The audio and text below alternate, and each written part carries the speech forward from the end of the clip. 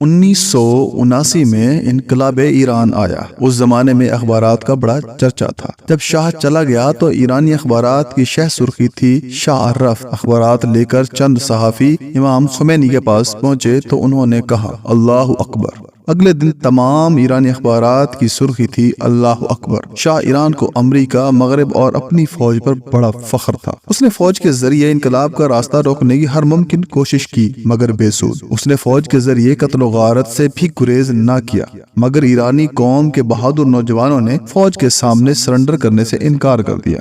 کیا منظر تھے، ہزاروں نوجوان کھڑے ہوتے، فوج گولیاں برساتی، وہ شہید ہو جاتے، ان کی جگہ ہزاروں اور نوجوان کھڑے ہو جاتے، پھر گولیاں برسائی جاتی۔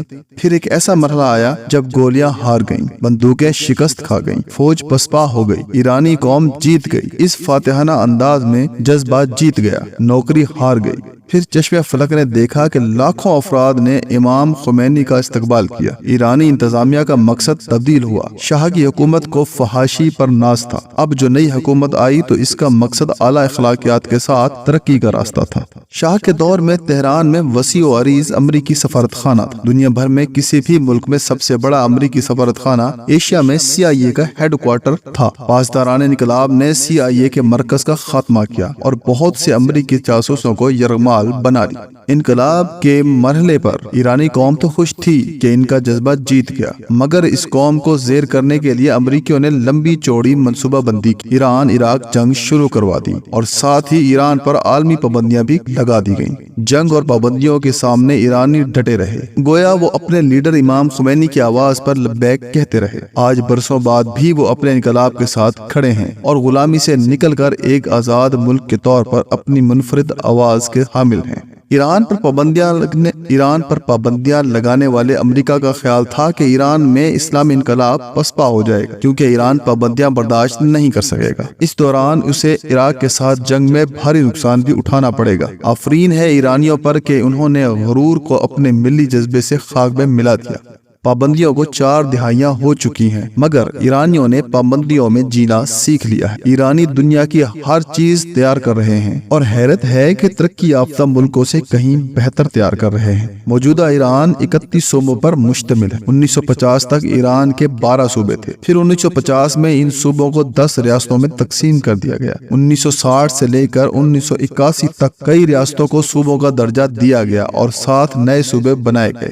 آخری مرتبہ صوبوں میں اضافہ 2004 میں ہوا جب خراسان کو تقسیم کر کے 3 نئے صوبے بنائے گئے۔ ایران کے 31 صوبوں میں البرز، اردبیل، آذربائیجان شرقی، آذربائیجان غربی، بوشہر، چہار محال و بختیاری، فارس، گیلان، گلستان، ہمدان، ہرمزگان، ایلام، اصفہان، کرمان شاہ، خراسان شمالی، خراسان رضوی، خراسان جنوبی، خوزستان، گیلویا و بویر احمد، کردستان، لرستان، مرکزی مازندران، قزوین، کم، سمنان، سیستان و بلوچستان، تہران، یزد و زنجان شامل ہیں۔ اگرچہ ایران بہت قدیم ملک ہے مگر ایران کی آبادی تقریباً 9 کروڑ ہے۔ اس کا مطلب یہ ہوا کہ ایرانیوں نے اپنی آبادی کو بہت حد تک کنٹرول کیا ہے، لہٰذا آج بھی ایران کے وسائل آبادی کی تناسب سے کہیں زیادہ ہے۔ ایران کی زیادہ آبادی شہروں پر مشتمل ہے، تقریباً 75% آبادی شہروں میں، جبکہ وسیع و عریض ایران میں دیہی آبادی صرف 25% ہے۔ ایران کا دارالحکومت تہران ملک کا سب سے بڑا شہر ہے۔ ایران کی 11% آبادی اسی شہر میں رہتی ہے۔ مشہد ایران کا دوسرا بڑا شہر ہے۔ یہ صوبہ خراسان رضوی کا دارالحکومت ہے۔ مشہد میں امام رضا کا مزار مقدس ہے۔ ہر سال قریباً 2 کروڑ زائرین امام رضا کے مزار پر حاضری دیتے ہیں۔ ایران کا تیسرا بڑا شہر اصفہان ہے۔ یہ تاریخی اور صنعتی شہر ہے، یہاں ماضی کی کئی یادگاریں ہیں۔ ایران کے باقی بڑے شہروں میں کرج، شیراز، تبریز اور قم سمیت کئی شہر ہیں۔ اگر آپ موجودہ ایران کو دیکھیں تو آپ کو اندازہ ہوگا کہ ایران مغربی ترقی یافتہ ملکوں سے کہیں آگے ہے۔ اس میں ایرانیوں کی حکمت، منصوبہ بندی اور لگن کے علاوہ ایک قوم ہونے کا جذبہ بھی شامل ہے۔